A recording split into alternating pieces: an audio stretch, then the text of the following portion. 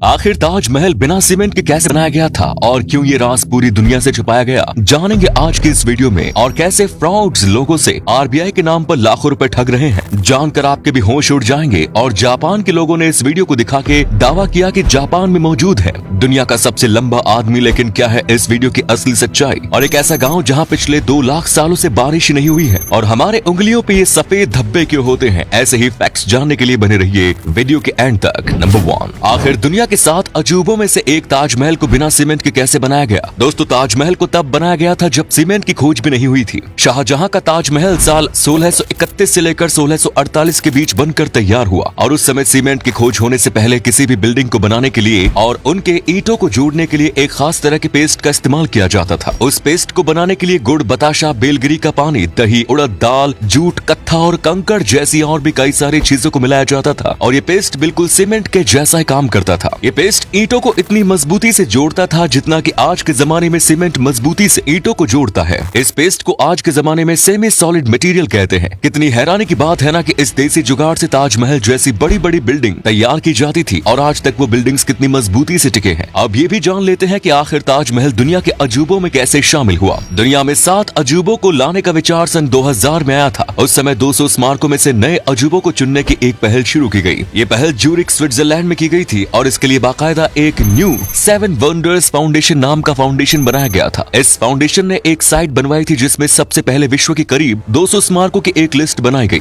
ये चयन लोकप्रियता के आधार पर किया गया था जिसका नेतृत्व कैनेडियन स्विस के बर्नार्ड वेबर ने किया था। इस वेबसाइट पे लाखों से भी ज्यादा लोगों ने अपने फोन या इंटरनेट की मदद से वोट किया। वोटिंग कई दिनों तक चली और इसके रिजल्ट को 7 जुलाई 2007 को लिस्बन में अनाउंस किया गया, जिसमें रिजल्ट में ताजमहल को भी दुनिया के 7 अजूबों में शामिल किया गया। नंबर 2, अगर आप भी किसी ऑनलाइन ऐप के जरिए पुराने एक्सपेंसिव नोट्स और सिक्के बेच रहे हैं तो आपको सावधान हो जाना चाहिए। पिछले कुछ महीनों में कई फ्रॉड पैदा हो चुके हैं जो लोगों को लूटने में लगे हैं। अब कैसे लूट रहे हैं सुनिए। असल में जब भी कोई व्यक्ति अपने पुराने एक्सपेंसिव सिक्के ऑनलाइन ऐप्स पर बेचने की कोशिश करता है तो पता नहीं कैसे कुछ फ्रॉड लोगों को इस बात का पता चल जाता है, जिसके बाद वो फ्रॉड खुद को आरबीआई यानी रिजर्व बैंक ऑफ इंडिया का एम्प्लॉय बताकर लोगों को बेवकूफ बनाता है और उन्हें कहता है कि वो उनके पुराने नोट्स और सिक्के बहुत कम कमीशन लेकर ऊंचे दामों पर बिकवा सकते हैं। कई लोग उन्हें आरबीआई का कर्मचारी समझकर कमीशन भी दे देते हैं और फिर वो फ्रॉड फ्री का कमीशन मिलने के बाद ऐसे गायब होते हैं कि कानून के हाथ कितने भी लंबे हो लेकिन कानून के हाथ उस तक कभी नहीं पहुंचते। इसी प्रॉब्लम को देखते हुए आरबीआई ने एक ऑफिशियल ट्वीट भी किया है जिसमें आरबीआई ने सभी लोगों को ऐसे फ्रॉड से बचने की चेतावनी दी है और कहा है कि आरबीआई का कोई भी कर्मचारी पुराने नोट्स और सिक्कों को बेचने और खरीदने का काम नहीं करता और न ही कोई कमीशन मांगता है, तो आप भी सावधान हो जाएं और ऐसे फ्रॉड से बचे।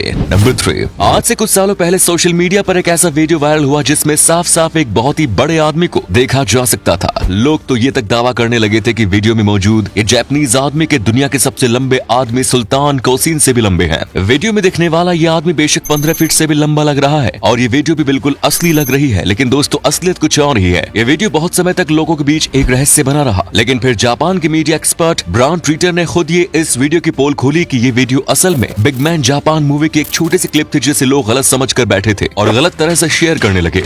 और दुनिया के सबसे लंबे इंसान होने का रिकॉर्ड सुल्तान कोसिन के पास है। नंबर 4, एक ऐसा गांव जहां कभी बारिश नहीं होती और ऐसा इसलिए क्योंकि ये गांव बादलों के ऊपर बसा है, यानी कि बादल इस गांव के नीचे मौजूद हैं और ये गांव बादलों से भी ऊंचाई पर मौजूद है, जिस वजह से बारिश होती भी है। तो इस गांव के नीचे, इस गांव का नाम अल हुतैब है जो यमन देश की राजधानी सना में मौजूद है। ये गाँव जमीन से 3.2 किलोमीटर की ऊंचाई पर बसा है। बादल इस गाँव के नीचे ही बनते हैं और बरस जाते हैं। यहाँ का नजारा ऐसा है जैसा शायद ही आपने कभी सपने में देखा होगा। नंबर 5, आपने अपनी उंगलियों के नाखून में ये सफेद सफेद भाग जरूर देखा होगा, लेकिन ये क्या है और ये होता ही क्यों है? विज्ञान की भाषा में नाखून पर मौजूद ये सफेद लाइन या स्पॉट को ल्यूकोनशिया कहते हैं। कई बार हमारे नाखून किसी वजह से डैमेज हो जाते हैं, जैसे कि कई बार हमारा नाखून गेट के कोने में फंस जाता है और दब जाता है, या फिर कई बार हम खुद के ही नाखून को खाना खाते टाइम दबा देते हैं और इन्हीं वजहों से हमारे नाखूनों पर ल्यूकोनशिया यानी ये सफेद स्पॉट आ जाते हैं और साथ ही हार्मोन की चेंजेस के कारण भी ऐसा देखा जाता है। नंबर 6, समुद्र का वो जीव शार्क को भी अपना खाना बना लेता है। मैं बात कर रहा हूँ समुद्र के सबसे खतरनाक जीव किलर व्हेल यानी ओरका की। लगभग 4000 किलोग्राम का ये किलर व्हेल अपने खतरनाक दांतों को 19,000 PSI बाइट फोर्स के साथ शार्क को भी जिंदा नहीं छोड़ता। लेकिन अगर आपका सामना किलर व्हेल से हो जाए तो आप कैसे किलर व्हेल से बच सकते हैं? सबसे पहले अगर आपका सामना किलर व्हेल से हो तो बिल्कुल भी ना हिलें और भागने की कोशिश तो बिल्कुल ना करें, क्योंकि किलर व्हेल बहुत इंटेलिजेंट होते हैं। अगर आप किलर व्हेल को देख के भागने की कोशिश करेंगे तो वो आपको पीछा जरूर करेगा। अगर आप समुद्र में किसी ऐसे नाव पर है जो मोटर से चलती है तो जल्द से जल्द मोटर बंद कर दे, क्योंकि किलर व्हेल तेज आवाज से बहुत ज्यादा चिढ़ते हैं और उनकी तरफ आकर्षित हो जाते हैं। इसके बाद अगर हो सके तो शांति से नाव पर लेट जाएं ताकि किलर व्हेल आपको ना देख पाए। इससे आप किलर व्हेल से बच सकते हैं। तो उम्मीद है वीडियो आपको पसंद आई होगी। इसी के साथ वीडियो को लाइक करके अपने दोस्तों में शेयर करना ना भूलें। धन्यवाद।